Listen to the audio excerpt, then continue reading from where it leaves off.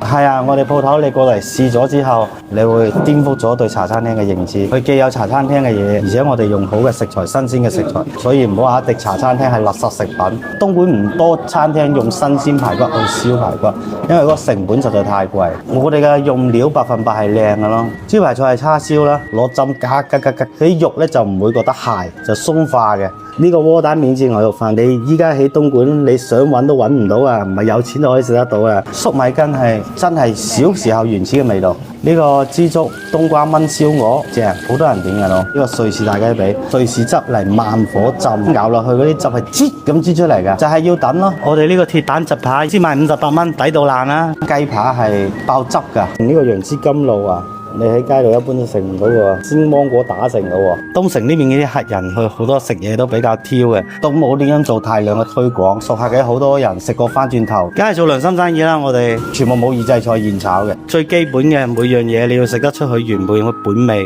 你好似我哋啲魚頭啊，都係你要食得出嘅新鮮。